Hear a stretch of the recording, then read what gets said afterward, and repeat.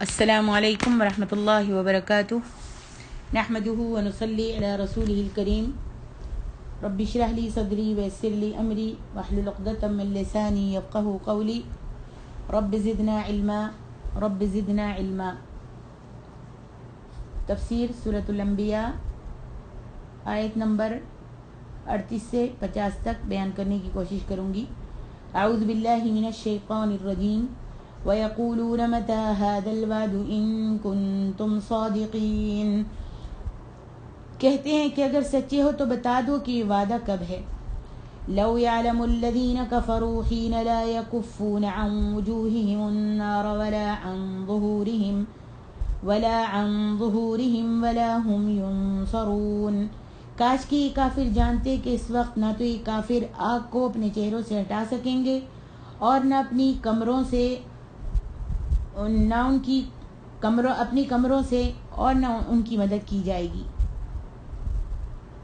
بل تأتیہم بغتۃ فتبہتہم فلا یستطیعون ردها ولا هم ینظرون، ہاں وعدے کی گھڑی ان کے پاس اچانک آ جائے گی اور انہیں ہکا بکا کر دے گی، نہ تو یہ لوگ اسے ٹال سکیں گے اور نہ ذرا سی بھی مہلت دیے جائیں گے۔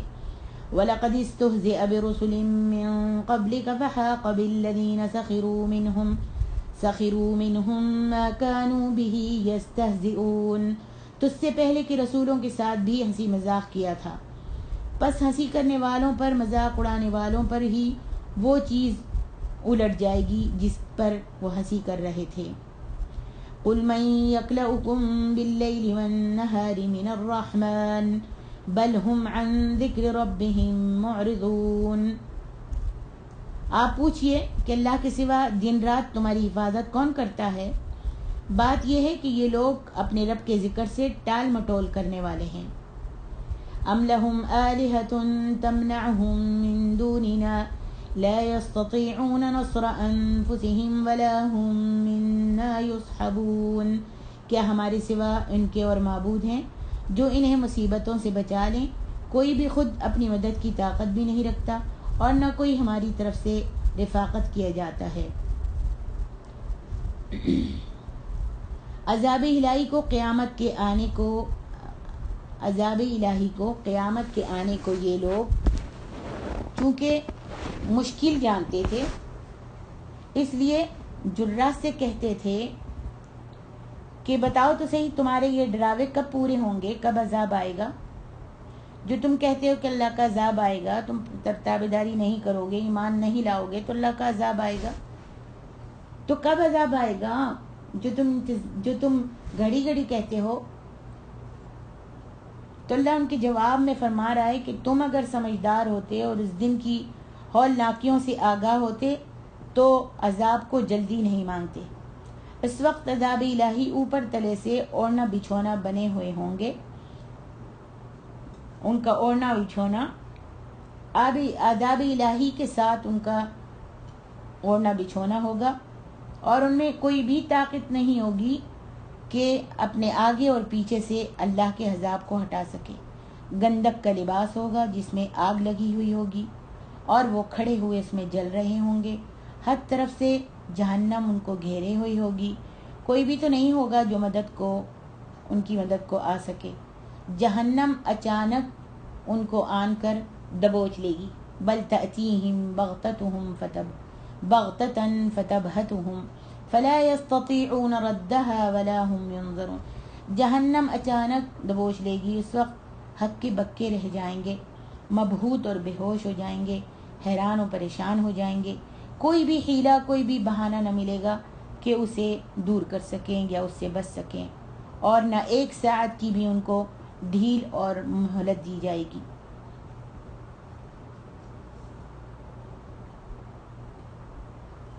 قل من یکلؤکم باللیل والنہار من الرحمن بل هم عن ذکر ربهم معرضون۔ اللہ تعالیٰ اپنے پیغمبر کو تسلی دیتے ہوئے فرماتے ہیں تمہیں جو ستایا جا رہا ہے، مذاق آپ کا اڑایا جاتا ہے اور آپ کو جھوٹا کہا جاتا ہے، اس پر آپ بالکل پریشان مت ہوئیے۔ بالکل پریشان مت ہو، یہ کافروں کی یہ پرانی عادت ہے، اگلے نبیوں کے ساتھ بھی انہوں نے یہی کیا تھا کہ جس کی وجہ سے آخر اللہ تعالیٰ نے ان کو اپنے عذاب میں غرق کر دیا. جیسے فرمانے لقد کذبت رسل من قبلک فصبروا، تجھ سے پہلے کے انبیاء بھی جھٹلائے گئے اور انہوں نے اپنے جھٹلائے جانے پر صبر کیا یہاں تک کہ ان کے پاس ہماری مدد آ گئی. اللہ کی باتوں کا بدلہ، اللہ کی باتوں کو بدلہ نہیں جاتا، اللہ کی باتوں کو کوئی بھی نہیں بدل سکتا. اور تمہارے پاس رسولوں کی خبریں آ چکی ہیں. پھر اپنی نعمت بیان فرماتا ہے کہ وہ تم سب کی دن رات اپنی آنکھوں سے حفاظت کرتا ہے، جو نہ کبھی تھکتی ہیں نہ سوتی ہیں. من الرحمن کا معنی رحمان کے بدلے یعنی رحمان کے سوا ہیں. عربی شعروں میں بھی من بدل کے معنی میں ہے. اسی ایک احسان پر کیا موقوف ہے. یہ کفار تو اللہ کے ہر احسان کی ناشکری کرتے ہیں، بلکہ اس کی نعمتوں کے منکر اور ان سے منہ پھیرنے والے ہیں.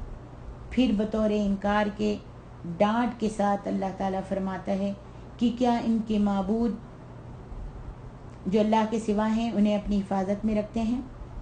یعنی وہ ایسا نہیں کر سکتے. ان کا یہ گمان محض غلط ہے، بلکہ ان کے معبودان باطل خود اپنی مدد و حفاظت کے بھی مالک نہیں ہیں. وہ خود اپنی حفاظت نہیں کر سکتے، بلکہ وہ اللہ کے عذاب سے اپنے آپ کو اللہ سے چھڑا بھی نہیں سکتے. اگر ہماری طرف سے ان پر کوئی عذاب آ جائے تو وہ اس کو دور نہیں کر سکتے، اور ہماری طرف سے ہمارے پاس سے اللہ کہتا ہے میرے پاس سے ان کے پاس کوئی ایسی خبر بھی نہیں ہے. اور ایک معنی اس جملے کا یہ بھی ہے کہ نہ تو وہ کسی کو بچا سکیں گے اور نہ ہی وہ خود بچ سکیں گے. آگے اللہ تعالیٰ ارشاد فرماتے ہیں بل متعنا هؤلاء وآباءهم حتى طال عليهم العمر افلا يرون أنا نأتي الأرض ننقصها من أطرافها افهم الغالبون. بلکہ ہم نے اور ان کے باپ دادوں کو فائدوں پر فائدے دیے یہاں تک کہ ان کی مدت عمر گزر گئی. کیا وہ نہیں دیکھتے کہ ہم زمین کو اس کے کناروں سے گھٹاتے چلے آ رہے ہیں؟ اب کیا وہی غالب ہیں؟ قل انما انذركم بالوحی ولا يسمع الصم الدعاء اذا ما ينذرون. کہہ دیجئے کہ میں تمہیں اللہ کی وحی کے ساتھ آگاہ کر رہا ہوں، بہرے لوگ بات نہیں سنتے جبکہ انہیں آگاہ کیا جاتا ہے. وَلَئِن مَسَّتْهُمْ نَفْحَةٌ مِّنْ عَذَابِ رَبِّكَ لَيَقُولُنَّ يَا وَيْلَنَا إِنَّا كُنَّا ظَالِمِينَ. اگر انہیں تیرے رب کے کسی عذاب کی خبر لگ جائے تو پکار اٹھتے ہیں ہائے ہماری خرابی، یقیناً ہم گناہگار تھے. وَنَضَعُ الْمَوَازِينَ الْقِسْطَ لِيَوْمِ الْقِيَامَةِ فَلَا تُظْلَمُ نَفْسٌ شَيْئًا وَإِنْ كَانَ مِثْقَالَ حَبَّةٍ مِّنْ خَرْدَلٍ أَتَيْنَا بِهَا وَكَفَى بِنَا حَاسِبِينَ. ہم درمیان میں لا کے رکھ دیں گے عدل کی ترازو کو قیامت کے دن. ہم درمیان میں لا کر عدل کی ترازو کو قیامت کے دن رکھ دیں گے، پھر کسی پر کچھ بھی تو ظلم نہیں کیا جائے گا. ایک رائی کے دانے کے برابر جو بھی عمل ہوگا ہم اسے لا کر حاضر کر دیں گے، اور ہم کافی ہیں حساب لینے والے.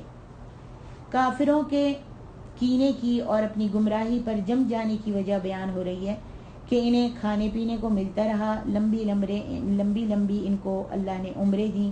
انہوں نے سمجھ لیا کہ ہمارے کرتوت اللہ کو پسند ہیں، یعنی ہم جو بھی کچھ کر رہے ہیں اللہ کو پسند ہے، اس واسطے ہماری لمبی عمریں ہیں اور ہم کو اللہ تعالیٰ نے دنیا کی آسائشوں سے نوازا ہے. اس کے بعد انہیں نصیحت کرتا ہے کہ کیا وہ یہ نہیں دیکھتے کہ ہم نے کافروں کی بستیاں بوجہ ان کے کفر کے ملیہ میٹ کر دیں. اس جملے کے اور بھی بہت سے معنی کیے گئے ہیں جو سورۃ رعد میں ہم بیان کر چکے ہیں، لیکن زیادہ ٹھیک معنی یہی ہے جیسے فرمایا وَلَقَدْ أَهْلَكْنَا مَا حَوْلَكُمْ مِنَ الْقُرَىٰ. ہم نے تمہارے آس پاس کی بستیاں ہلاک کر دیں اور اپنی نشانیاں پھیر کر کے تمہیں دکھاتے رہے. تاکہ لوگ اپنی برائیوں سے باز آ جائیں۔ حسن بصری رحمۃ اللہ علیہ نے اس کے ایک معنی یہ بھی بیان کیے ہیں کہ ہم کفر پر اسلام کو غالب کرتے چلے آئے ہیں۔ کیا تم اس سے عبرت حاصل نہیں کرتے کہ کس طرح اللہ تعالیٰ نے اپنے دوستوں کو اپنے دشمنوں پر غالب کر دیا، اور کس طرح جھٹلانے والی اگلی امتوں کو اس اللہ رب العالمین نے ملیہ میٹ کر دیا اور اپنے مومنوں کو نجات دے دی؟ کیا اب بھی یہ لوگ اپنے آپ کو غالب سمجھ رہے ہیں؟ نہیں، بلکہ یہ مغلوب ہیں، ذلیل ہیں، رذیل ہیں، نقصان میں ہیں، بربادی کے ماتحت ہیں۔ میں تو اللہ کی طرف کا مبلغ ہوں، صرف داعی ہوں۔ جن عذابوں سے تمہیں خبردار کر رہا ہوں یہ اپنی طرف سے نہیں ہے بلکہ اللہ کا کہا ہوا ہے، اللہ نے مجھ کو بھیجا ہے۔ ہاں، جن کی آنکھیں اللہ نے اندھی کر دی ہیں، جن کے دل و دماغ بند کر دیے ہیں، انہیں یہ اللہ کی باتیں فائدہ نہیں دیتی۔ بہروں کو آگاہ کرنا بیکار ہے کیونکہ وہ تو سنتے ہی نہیں ہیں۔ ان گناہ گاروں پر ایک ادنا سا بھی عذاب آ جائے تو وہ واویلا کرنے لگتے ہیں، شور مچانے لگتے ہیں، اور اس وقت بے ساختہ اپنے قصور کا اقرار کر لیتے ہیں۔ عذاب کو دیکھ کر بے ساختہ اپنے قصور کا اقرار کر لیتے ہیں۔ قیامت کے دن عدل کی ترازو قائم کی جائے گی، یہ ترازو ایک ہی ہوگی، لیکن چونکہ جو اعمال اس میں تولے جائیں گے وہ بہت سارے ہوں گے، بہت سے ہوں گے۔ اس اعتبار سے لفظ جمع لائے ہیں۔ اس دن کسی پر کسی طرح کا ذرا سا بھی ظلم اللہ تعالیٰ نہیں کرے گا، اس لیے حساب لینے والا خود اللہ رب العالمین ہوگا، جو اکیلا ہی تمام مخلوق کے حساب کے لیے کافی ہے۔ ہر چھوٹے سے چھوٹا عمل بھی وہاں پر انسان موجود پائے گا۔ اور آیت میں اللہ تعالیٰ نے فرمایا تیرے رب کسی پر ظلم نہیں کرتا۔ اللہ اکبر، نہیں کرے گا اور نہ ہی وہ ظلم کرتا ہے۔ فرمانے ان اللہ لا یظلم مثقال ذرہ، اللہ تعالیٰ ایک رائی کے دانے کے برابر بھی کسی پر ظلم نہیں کرتا، نیکی کو بڑھاتا ہے اور اس کا اجر اپنے پاس سے بہت بڑا عنایت فرماتا ہے۔ حضرت لقمان رحمۃ اللہ علیہ نے اپنی وصیتوں میں اپنے بیٹے سے فرمایا تھا، بیٹے ایک رائی کے دانے کے برابر بھی جو عمل ہو، خواہ وہ پتھر میں ہو یا آسمانوں میں ہو یا زمین میں ہو، وہ اللہ اسے لے آئے گا، وہ بڑا ہی باریک بین اور باخبر ہے۔ صحیحین میں ہے، رسول اللہ صلی اللہ علیہ وآلہ وسلم فرماتے ہیں 2 کلمے ہیں جو زبان پر بڑے ہلکے ہیں لیکن میزان میں وزن میں بہت بھاری ہیں اور وہ اللہ کو بہت ہی پیارے ہیں۔ وہ کون سے کلمات ہیں؟ سبحان اللہ و بحمدہ سبحان اللہ العظیم۔ مسند احمد میں ہے، رسول اللہ صلی اللہ علیہ وآلہ وسلم فرماتے ہیں میری امت کے ایک شخص کو قیامت کے دن اللہ تعالیٰ تمام اہل محشر کے سامنے اپنے پاس بلائے گا اور اس کے گناہوں کے 100 دفتر اس کے سامنے کھولے جائیں گے۔ جہاں تک نگاہ کام کرے گی وہاں تک کا ایک دفتر ہوگا۔ پھر اس سے جناب باری دریافت فرمائے گا کہ کیا تجھے اپنے کیے ہوئے ان گناہوں میں سے کسی کا انکار ہے؟ یہ جو دفتر رکھے ہوئے ہیں اور اتنے دفتر ہیں کہ جہاں تک نظر پڑے گی وہاں تک دفتر ہوں گے، تو اللہ تعالیٰ ارشاد فرمائے گا کیا تجھے ان گناہوں میں سے کسی گناہ کا انکار ہے؟ میری طرف سے جو محافظ فرشتے تیرے اعمال لکھنے پر مقرر تھے انہوں نے کیا تجھ پر کوئی ظلم کیا ہے؟ یہ جواب دے گا کہ الہی نہ انکار کی گنجائش ہے، نہ یہ کہہ سکتا ہوں کہ ظلمن لکھا گیا ہے۔ اللہ تعالیٰ فرمائے گا اچھا تیرے پاس کوئی عذر ہے یا اور کوئی نیکی ہے؟ وہ گھبرایا ہوا کہے گا الہی کوئی بھی تو نہیں، میرے پاس کوئی ایسی نیکی نہیں۔ پروردگار عالم فرمائے گا کیوں نہیں؟ بے شک تیری ایک نیکی میرے پاس ہے اور آج تجھ پر کوئی بھی ظلم نہیں ہوگا۔ اب وہ ایک چھوٹا سا پرچہ نکالا جائے گا جس میں اشہد ان لا الہ الا اللہ وان محمد الرسول اللہ لکھا ہوا ہوگا۔ اللہ تعالیٰ فرمائے گا اسے پیش کرو۔ وہ کہے گا الہی یہ پرچہ ان اتنے سارے دفتروں کے مقابلے میں کیا کرے گا؟ جناب باری فرمائے گا تجھ پر ظلم نہیں کیا جائے گا۔ اب تمام کے تمام دفتر ترازو کے ایک پلڑے میں رکھ دیے جائیں گے اور وہ پرچہ دوسرے پلڑے میں رکھ دیا جائے گا، تو اس پرچے کا وزن جو ہے ان تمام دفتروں سے بڑھ جائے گا، یہ جھک جائے گا اور وہ اونچے ہو جائیں گے، اور اللہ رحمان الرحیم کے نام سے کوئی چیز بھی وزنی نہیں ہوگی۔ سبحان اللہ۔ اللہ ہمارے بھی ترازو کو بھاری کر دینا مسند احمد میں ہے کہ ایک صحابی رسول اللہ صلی اللہ علیہ وسلم کے پاس بیٹھ کر کہنے لگا، یا رسول اللہ صلی اللہ علیہ وآلہ وسلم، میرے کچھ غلام ہیں جو مجھے جھٹلاتے بھی ہیں، میری خیانت بھی کرتے ہیں، میری نافرمانی بھی کرتے ہیں، اور میں بھی انہیں اس خیانت پر، اس نافرمانی کرنے پر مارتا اور پیٹتا ہوں اور برا بھلا بھی کہتا ہوں۔ آپ فرمائیے میرا ان کا کیا حل ہوگا؟ آپ نے فرمایا ان کی خیانت، نافرمانی، جھٹلانا وغیرہ سب جمع کیا جائے گا، اور تیرا مارنا پیٹنا، برا بھلا کہنا بھی جمع کیا جائے گا۔